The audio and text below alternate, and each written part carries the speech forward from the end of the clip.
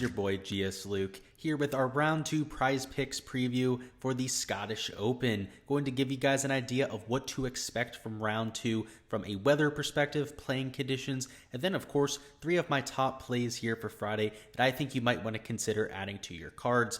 Yesterday, our picks went 2-1, so 2 wins, 1 loss. The 1 loss being Justin Thomas over on birdies, ended up only making 3 on the day, which was certainly disappointing. But the under on Morikawa at 5 ended up cashing through for us, as well as the over on Jordan Spieth's birdie or better matchup. So while it wasn't a sweep, which is what I'm looking to bring for you guys, obviously a 2 out of 3 flex play does pay out profit. So it wasn't the end of the world. That, of course, is what I recommend you enter with these picks. But of course, if you have your own leans, make sure to go ahead and round out your portfolio, because for me personally, yesterday ended up going 10-3-1. So throughout all the props I gave between the video and then, of course, my Patreon page, ended up having over a 75% hit rate. So can't complain about that. Was a solid day of ROI for plenty of people in the Discord, in the Patreon, that went out there, crafted some 3 to 4 leg power plays, some 2-leg powers, all that sort of fun stuff. When you have a prop pull that's hitting at 75%, it's not that hard to go out there and have a profitable day. So if you were in there, you enjoyed that,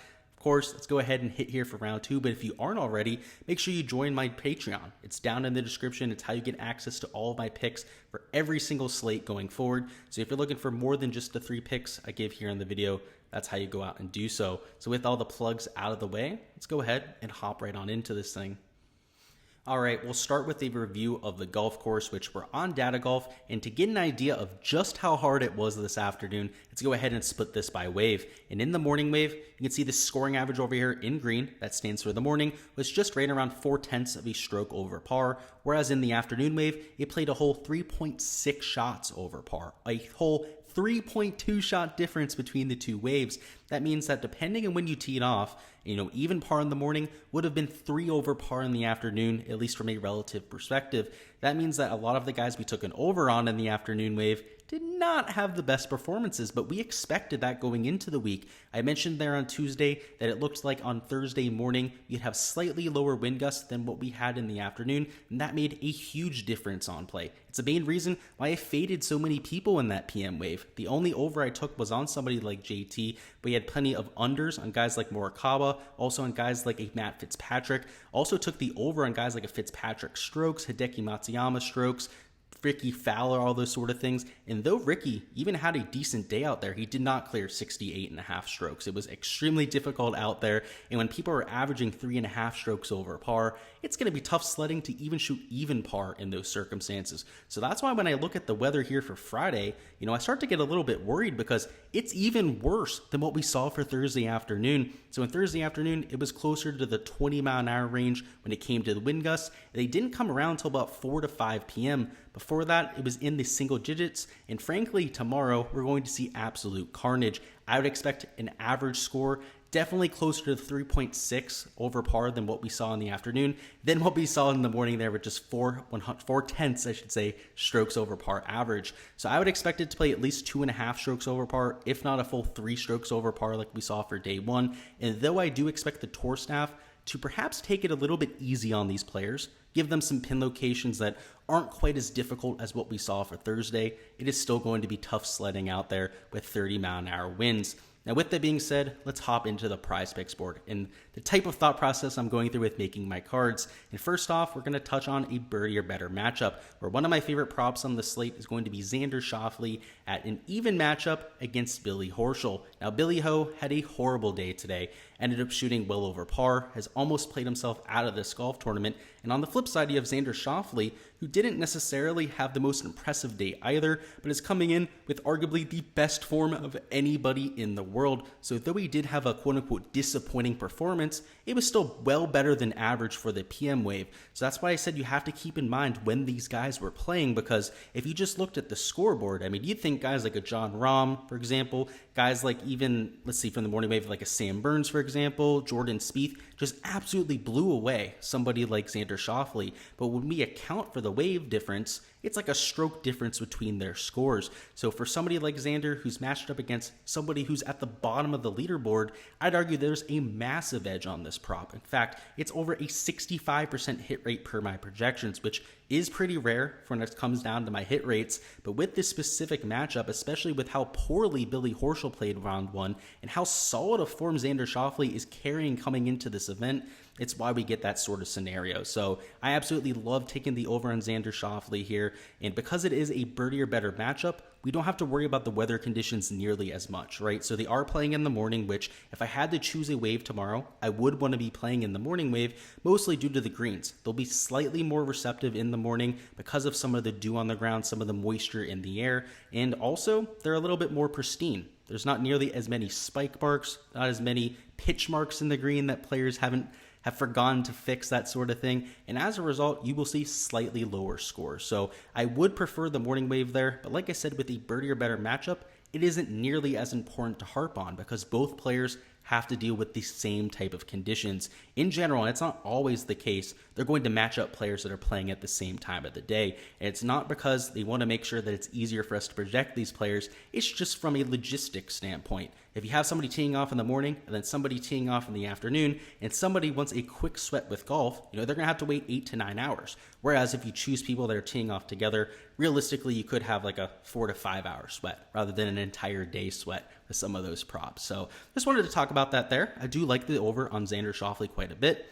Next up, we've got Keegan Bradley, who I'm taking the over on against Cameron Tringale, and that might surprise people given how well Tringale played in round one, but that's kind of his MO. He's a volatile player. He'll go out there, show a lot of promise, and then immediately throw it away. That's just something he's done time and time again on the PGA Tour, and to this point has 0 PGA Tour wins. You know how many times he's been first-round leader? More than a dozen times. It's something that he does quite often on the PGA Tour. Cameron Tringale has a knack for getting that first-round leader mark there. So obviously, in that market, maybe take a look at first-round leader on Tringale more often. But jokes aside, we see regression from him in rounds 2 and 3 like no other. I would expect to see the same thing today, and though he was a great ball striker, did a majority of his work with the irons, he's also somebody who relies on that putter. He made plenty of those 10 to 15 footers today, and while we don't have official shots gained metrics, at least as of right now, they haven't published them on the PGA Tour site, I would imagine he gained a ton of his strokes with the flat stick.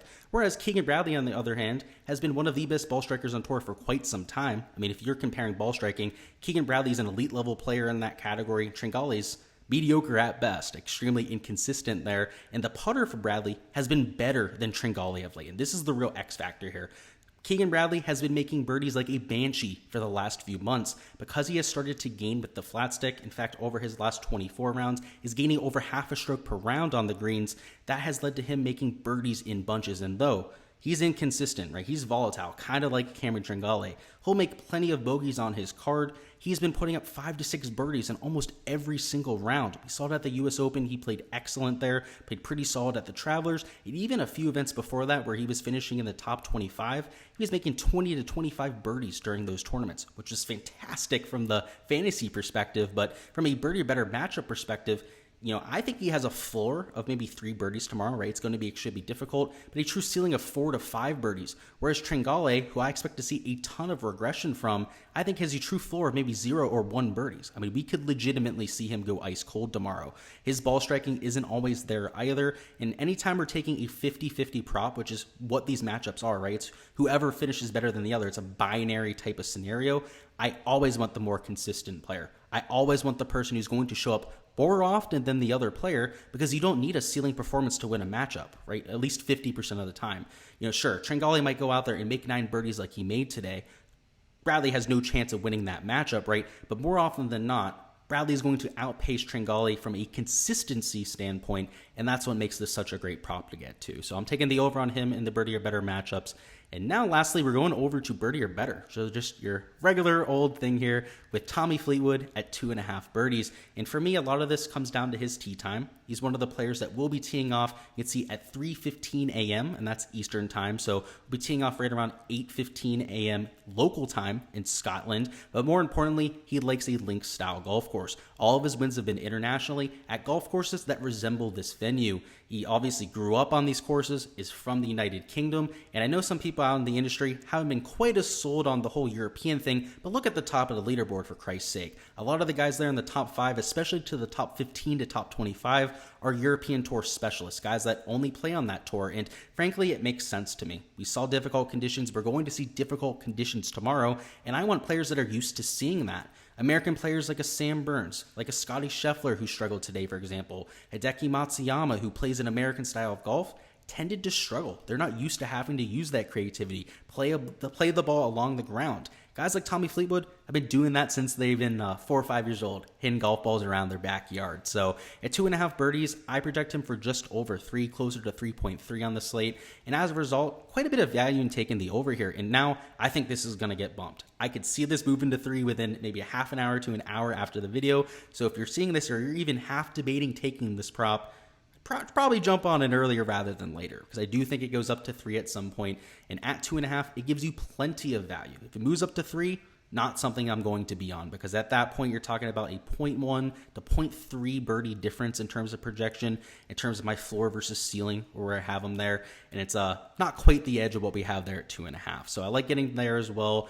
In general, I like a lot of the birdie props. Now I'm not going to give you all of them. If you want them, go to my Patreon page. Quite a few I have there, and obviously a ton more matchups that I'm taking for this slate. There's quite a few missed price matchups there on the board outside of just the 2 that I mentioned. And on the stroke side of things, a lot of the props I took already got bumped. I was taking a lot of the overs here. If you guys noticed when they opened, they were at 70.5. Now they're a lot at 71. You had guys that were bumped from 71.5 to 72, like a Keegan Bradley. Same thing with guys like Kuchar, who was moved to 72.5. So obviously, probably a little bit late to the party with some of those stroke props, but still plenty of birdie matchups that I have on my Patreon, as well as plenty of birdie better matchups. Boys, that's all I've got for the round 2 picks. Hopefully you guys cashed out for round 1. We're able to make at least a little bit of profit. If you did the 2 for 3 flex play, obviously a little bit of change going into the next round. The goal here is to bring you guys the sweep. So hopefully can bring that for you here for Friday. You can go into the weekend feeling a little bit happier, a little bit extra change for the weekend festivities. But outside of that, guys, I appreciate you stopping by, consuming the content, showing me all the support you guys always do here on the channel. So before you hop on out of here, make sure you go ahead and hit that like button. Make sure you comment down below what your favorite prop on the board is. And if you haven't already subscribed to the channel, I would highly recommend you do that too. That way you don't miss any of the previews I do in the future, including our rounds 3 and 4 previews, which will be dropping tomorrow and on Saturday night.